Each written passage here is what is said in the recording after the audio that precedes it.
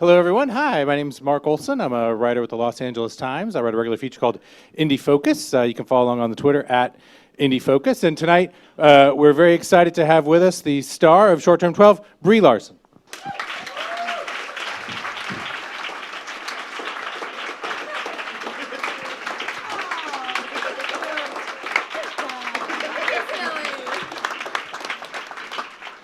Thank you. Peers, that is so nice. No one at school was ever that nice to me. No, seriously, they weren't. And now, Brie, you have been acting since you were very young, only like 7 or 8 years old, but this is actually the first time you've had a lead role in a film. And just as a place to start, I'm curious how kind of purposeful that was. Was it something that you had been looking to do? Yeah, I mean, it's a combination of things. I was terrified of being the lead of a movie because I felt like that's kind of what we're all working for, is being the leader. And I was afraid that if I did it, or if I did it with the wrong project, that I would fail at it, and then what was I doing? I'd have to rethink a lot of things.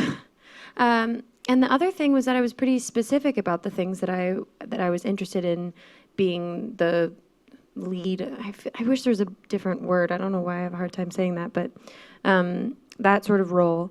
And I've had every possible horror story of getting down to the wire between me and every other girl that you could possibly think of that's an actress, who then did a great job in it. And but those were the obviously great projects because they shined in them as well. And so it took a while for the right project to find me and for me to be ready and to want to be the person to take on that story.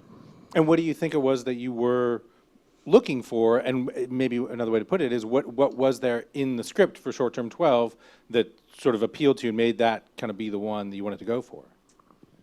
I just love Grace. I just love her. I really wanted to know her, and that's always kind of what gets me going at first, is if it's somebody that the more time you spend thinking about the script, you start to feel like they're a friend, they're a person that you know. And she was so complex, and it gave me this incredible opportunity to not just worry so much about the exterior, but to think a lot more about the interior, and to create an entire thing inside my head, which I think ended up eliminating a lot of the struggles that an actor can have, where you do a scene and you're still kind of thinking and worrying about other things or what is for lunch.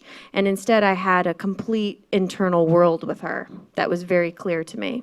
And I was pretty honest with Destin in particular, that I didn't think I didn't want to talk to him about it. I just wanted to have my own world.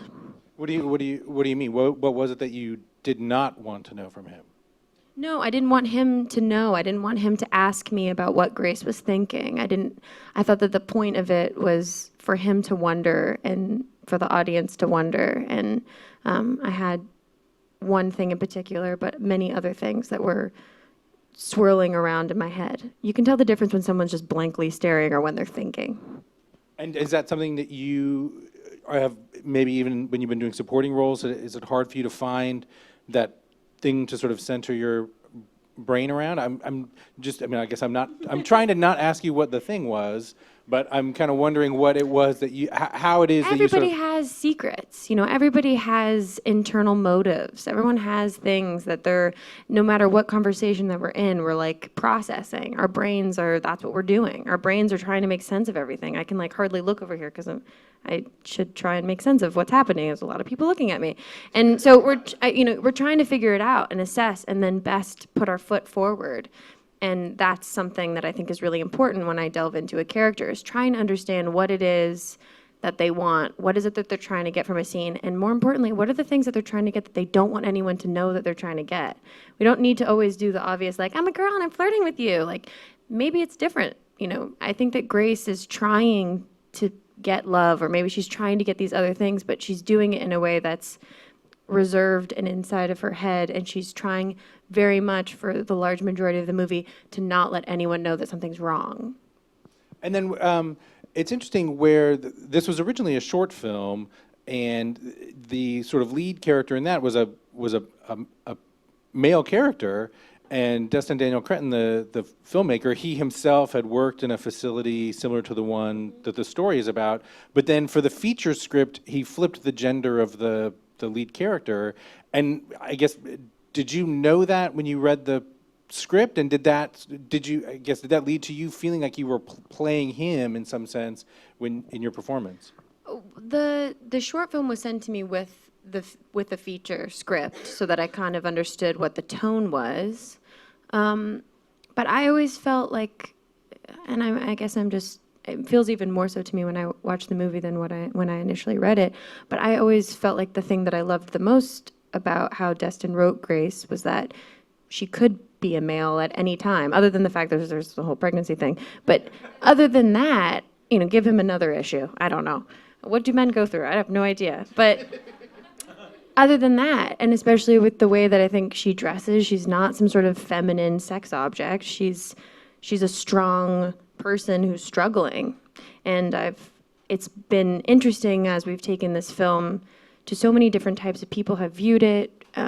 A lot of people who don't even speak English, and there's been every shape, size, color, gender that has said to me, I'm Grace. And that's fascinating and exciting to me that it's not so specific about like, this is a female movie. It's just a movie, it's people. I think all of the characters kind of feel the same to me. And then it's been interesting, I've been around you and Destin a couple of times since the film premiered earlier this year, and the two of you seem to have a very sort of special and genuine connection that you don't often or always see between a director and one of his performers. And do you feel that way, and why? Like, why do you think that is? Like, what is it kind of that sort of bonds the two of you? We made this thing, but the all of the steps before it was without trying, was this kind of revelation, especially, for me, I don't want to speak on his behalf, but I'm sure that many of you out there can attest to what I'm about to say, which is you go on a lot of fucking auditions, and you are pretty much wrong for them every single time. And it's really hard to remember why you're doing it in the first place when people are telling you no or to be different. And I had a lot of, I went through many phases with it. When I was a teen, I got really kind of angry and depressed about it. And then I started just getting really strong and acted like I didn't like it. And then I started getting really vulnerable. And then you just start walking into auditions going just please don't hate me. I'm trying. And you go through all of these different phases with it of trying new ways to deal with the audition. And I had, just before we did Short Term 12, I had really hit this extreme kind of paralyzing breaking point where I just couldn't take it anymore. I was petrified to go to auditions. I'd been auditioning since I was 7, and I didn't want to try and read people's minds anymore. I just wanted someone to talk to me and just think that I was enough. So at the moment that I had kind of basically given up and then also completely embraced myself in a way, Destin came along. And he was somebody that never required me to try to impress him. I never had to know the great, cool reference points. I didn't have to talk at length about what I was going to do.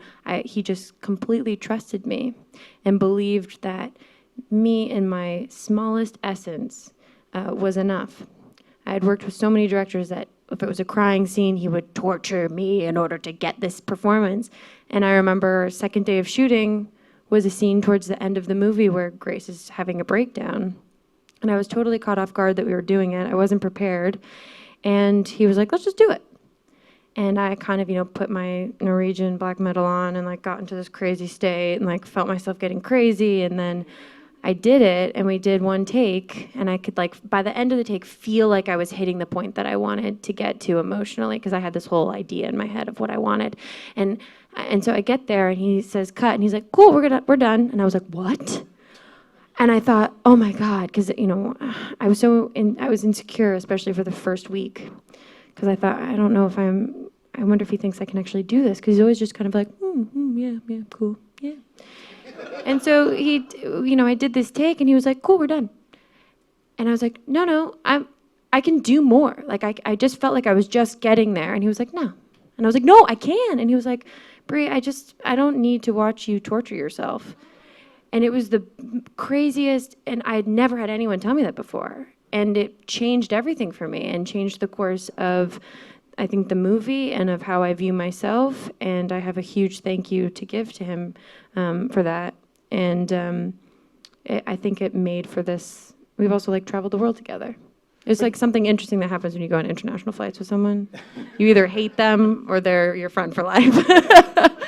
But now in the sort of stepping forward from a lot of the supporting roles that you've done, let's say in Rampart or Scott Pilgrim versus the World or Greenberg, and especially your recent work in The Spectacular Now, and then your role in Don John. What is the difference, I guess, for you between those kind of roles, let's say like in Don John, where you're specifically designed to be kind of a scene stealer, versus this where you're the focal point of the whole story, but at the same time, you're maybe having to prepare yourself for this kind of emotional marathon of doing the whole thing. Like, what was that sort of shift like for you?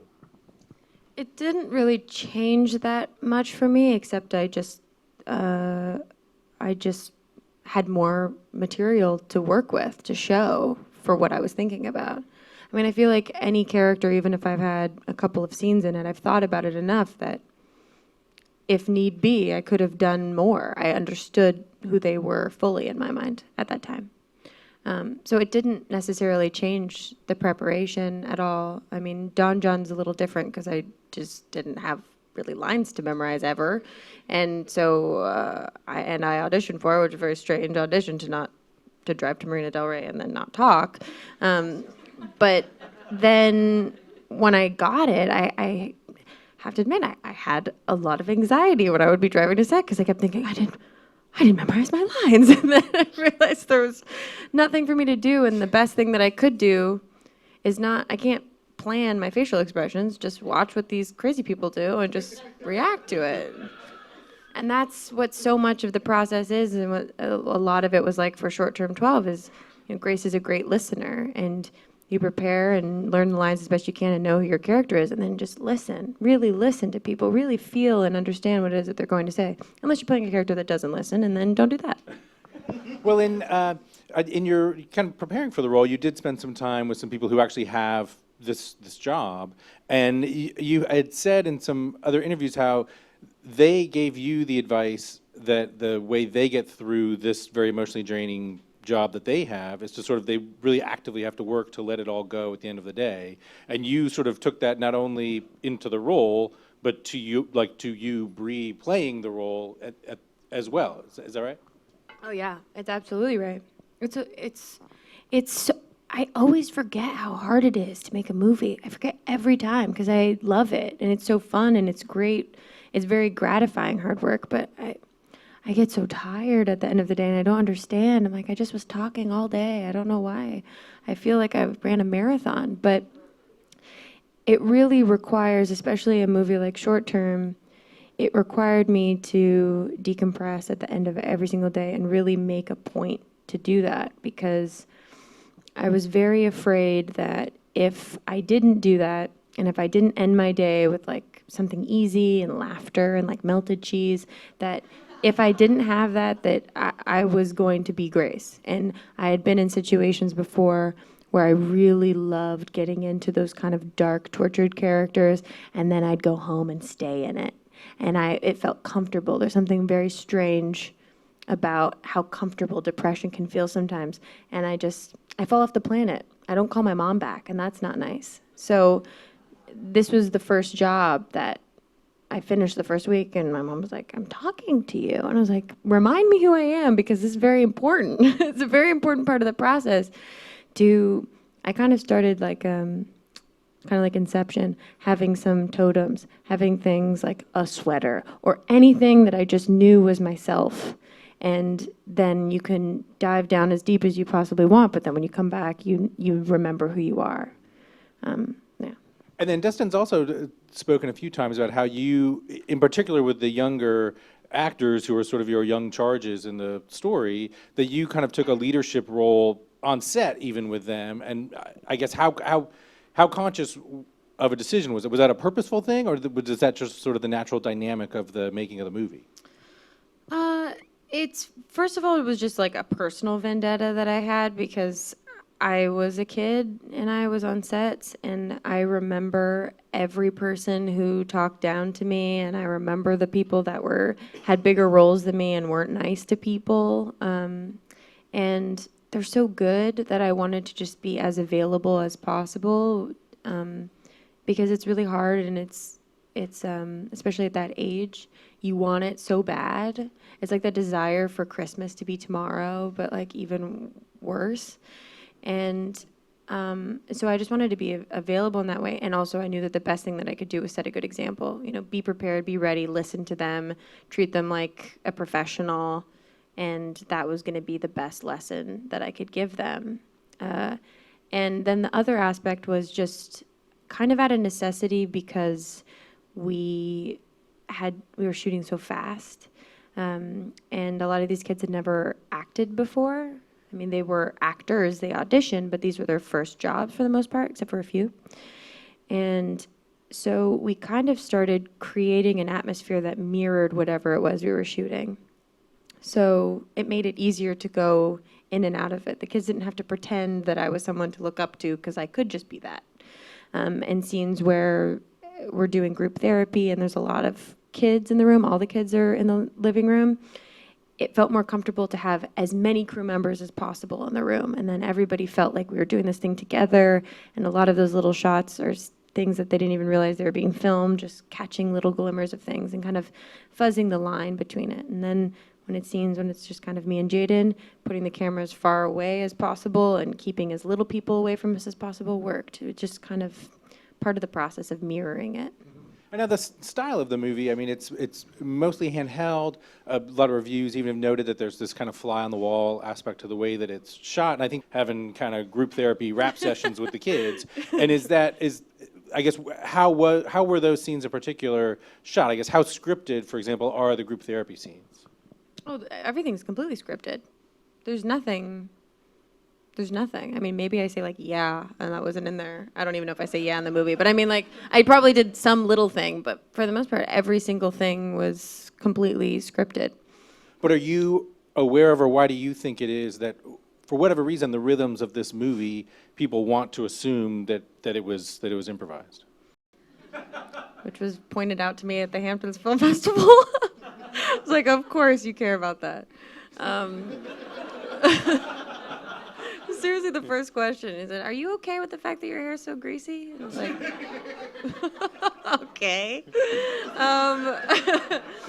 But I think there's just all around a very exposed and stripped down quality to it, and because I guess the camera was never on sticks. Well, I'd read another interview where you mentioned how even when you first read the script, that it felt to you like conversations you yourself have already had. And I'm just curious, and so you felt like the dialogue was very natural, and I'm just curious how you would describe. To get a certain story to progress in a certain amount of time, sometimes the dialogue's not so great because we gotta just get there. And some do it better than others, and I think Destin does it excellent. And there is not one line, there's not one scene in the movie that doesn't have a specific purpose, but you watch it not knowing where it's going, but kind of just following along, and you get to the end and it all makes sense. And that was what I found so brilliant about it. And then the actress Kaitlyn Dever, you and her, the both of you were in the film The Spectacular Now, but sort of, bringing any of that relationship over to this, because the two of you are fantastic together here, and I'm just curious if you had kind of a head start on. Yeah, on we that. had a little bit of one. We had the initial icebreakers, and we had the kind of union of James Ponsoldt, the director of Spectacular Now, who's just the most joyous, joyful, loves communal conversation, food. And we were also shooting Spectacular Now in the town that he grew up in. So he was very excited and very encouraging for everyone to meet up, to go to these dinners together, to try these restaurants. He had made a guidebook for everybody and to make everyone feel comfortable. And so I had spent a little bit of time with her and her mom. Not a ton, because we didn't have any scenes together, but we had a couple dinners.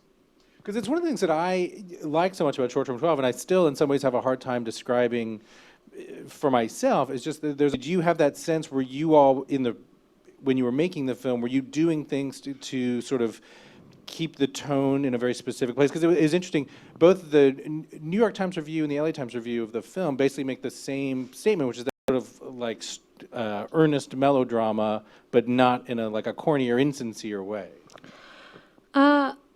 Well, my whole goal was that I didn't want to ever look at the movie and think, I was acting, like I phoned it in. Like I wanted it to be honest. And as I've been working, Destin wrote this script, and at this period of time it's getting made, and I'm doing it, and suddenly we have 20 days to shoot, and this is the out of order way that we're telling this linear story. And it's all boils down to, a Tuesday at 2:00, Brie needs to cry for 2 hours, and then we'll break for lunch in time so we don't get a meal penalty. It's it's so hard to kind of wrap your brain and stay open and creative when there are all these factors, and especially when you feel like character, so that I could do it, with my eyes closed, and I know her, and then I'm going to approach each scene and each day and be surprised and excited about what I can bring to it in that moment, and not believe that there is a certain specific thing that I have to do. Rehearse my lines against a wall, and then be, Kaitlyn would say something, and I'd be like, la la la. Like it doesn't. I can't rehearse with someone that I haven't worked with. I can't know how I'm supposed to respond until it happens. So that was kind of just how the approach happened, and then. If there was a few scenes where, especially the confessions, where Destin was concerned that maybe it'd be cheesy, and we just, after talking about it, we just go try it. I really cared about the kids so much that I felt like I really was fighting for them. And now, this role in particular has kind of done so much for you already. I mean, I should say that the film won major prizes at the South by Southwest and LA film festivals. You won Best Actress at the Locarno Film Festival. You're currently sort of pivoting between your sort of younger roles and supporting roles, and now taking this leap forward to lead roles, almost in the same way that the character is pivoting between her sort of young charges and then the sort of adult problems that she herself is like facing. They pay me for this. I love this. And so, like, how aware are you of that? And do you feel that that's a reason why maybe you have connected to this role in a really specific way, or why this has become? To be honest, my next job is a supporting role. I don't know if that answers your question. Well, does that feel, all respect to whatever that job is, does that, having now made this step forward to a lead role, does it feel like you're stepping back going to a supporting role? Do you feel like you've still forged it ahead in some way? It's not the point to me. It's never been the point, and that's why I was able to feel okay with not being the lead. It's not been like I wasn't like staying awake at night going, God, if only this lead role would come around.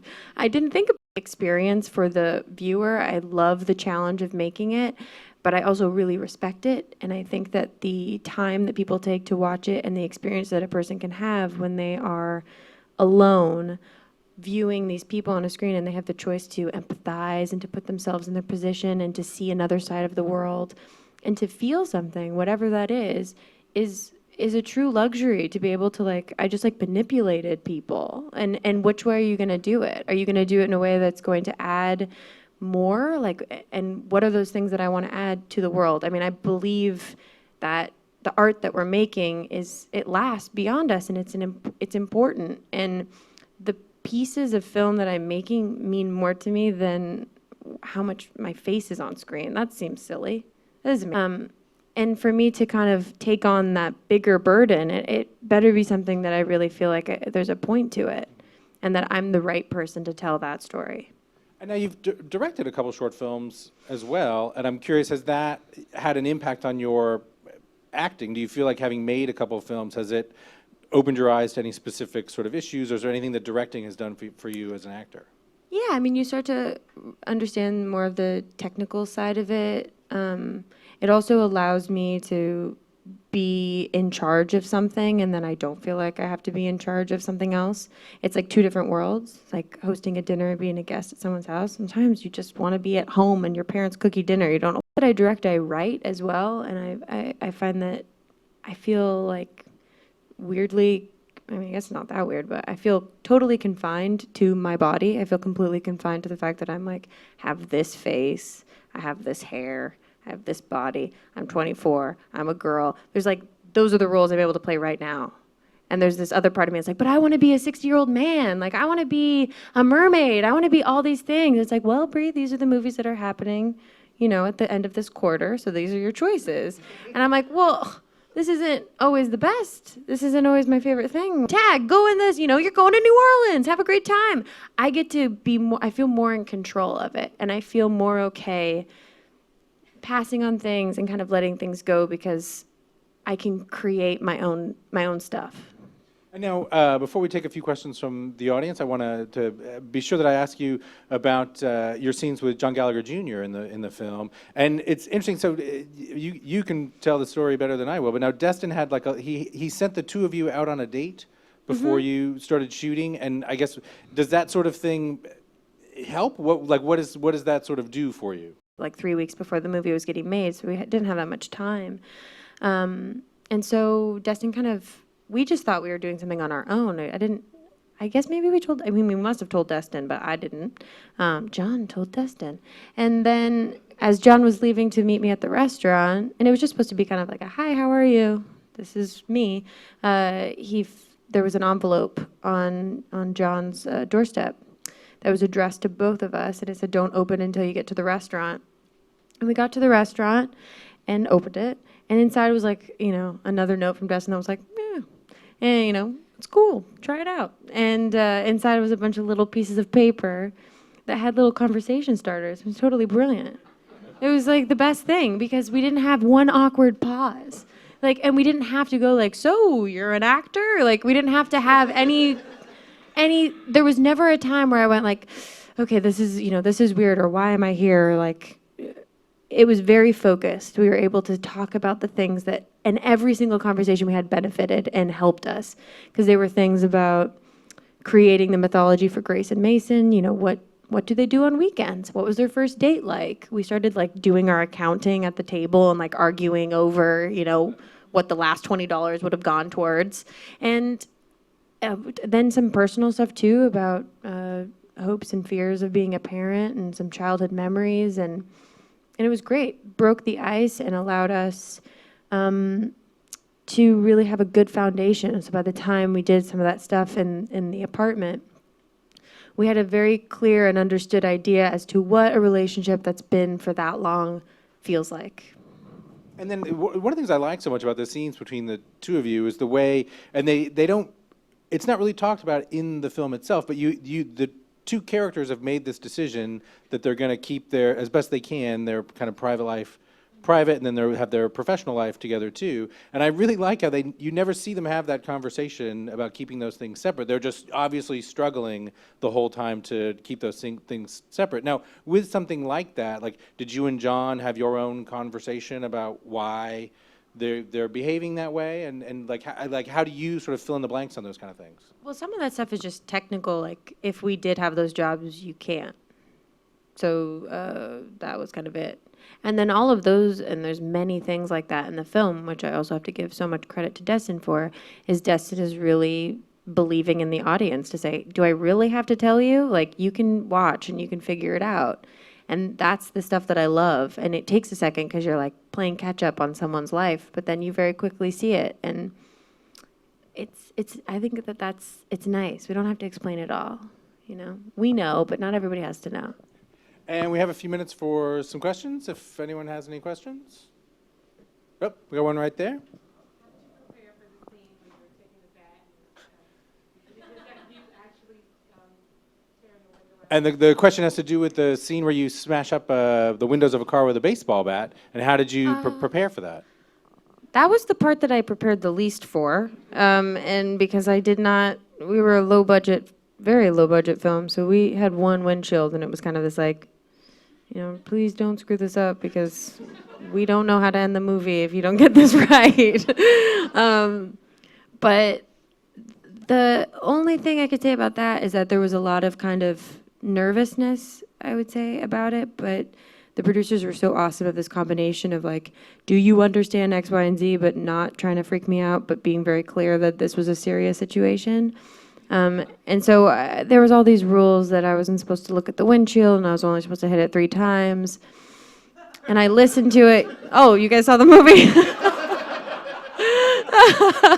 And there's a cut, too. They cut some of it out. I just went wailing on that thing. But it was towards the end of filming, and I was so I'd been graced for so long. I just needed that.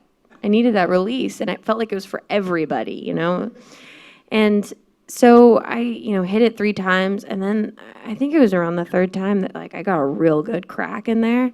I've never hit anything like that in my life. I don't know. I think I went to the batting cages 1 time, and I missed every ball bad. But I got that good crack, and then something just, like, changed me. And I was like, I got to smash this thing in. And so I just kept going. And then, like, now I look back, I'm like, Jesus, I was, like, looking directly into it. There could have been glass flying in my eye. I don't know. I just was, like, had to do it. Just had to do it. Thanks. Anyone else? We got one right here in the front.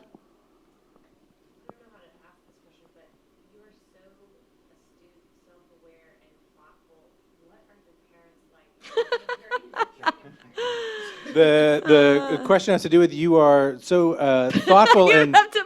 Well, I'm repeating for the purpose of recording. It's like a nice compliment. Well, there's a very nice compliment, and then but in turn, what are your parents like? What was sort of like the environment you grew up in like, and is that something that even matters to you in sort of translating it into a performance? I don't. My parents divorced when I was very young, and I just always had a difficult time kind of in school. I was born different. I felt like I wanted to be an actor at a very young age. Was an extreme perfectionist and was really interested in learning, but just not on everyone else's time schedule. So I just was lucky that I had parents that just went like, oh, Brie. They put up with some weird stuff. I never did anything that bad. Like I never was like getting into trouble. I just had so much creativity in me, and I just saw the world different, and I still see the world different. And I feel really lucky, and this is the thing that I am so excited to share with other people that are also feel different, that it's like the best. It's like the best thing ever. But it's really hard when you're an actor to understand that, because it's easier if you are in a niche. It's much easier. It's like, we want a popular girl, great. Look like a popular girl, and you can be that for a good solid 3 years. And I couldn't fit into anything, and it was really hard. There'd be those teen movies where there's all like the mousy girls and then the popular girls, and this one, and I'd audition for both and then not get any, and they'd be like, I don't know who you are. I don't either. And those are the things that are the best qualities about me, that I'm just lucky that my parents have continued to be impressed and in awe by the weirdness, instead of just going like, why do you talk about the golden ratio? Who cares? I had that conversation with my mom today. She was like, what are you talking about? Is that it? Oh, we got one more. Hi, I'm Brie also. Oh, hi. Yeah. Kind of building on that last question. I love the trend that's going on seemingly a lot right now, that movies are being made about real people. Like you just said, I think it's kind of difficult for actors who don't have that niche to kind of find parts that are interesting and they want to play. So do you have any experience or advice for actors kind of trying to bridge that gap of finding these kind of roles that are more, real? And the question has to do with, would you have any advice for actors in sort of bridging the gap between the kind of roles that you were just talking about, that sort of the ones that are out there for people, and maybe roles like this, which are maybe the ones that actors are more keen to play? I stuck to my guns for a really long time, and it was very painful, but I felt like I was going to live or die by my morals, and I could not say lines that I didn't believe in. And the most important thing, I think, for just any actor in general is to have a life that you really enjoy living, and don't be afraid to live very simply and really look at yourself and kind of discover who you are first, because then you know very clearly how to play other people, because you know the difference between you and someone else.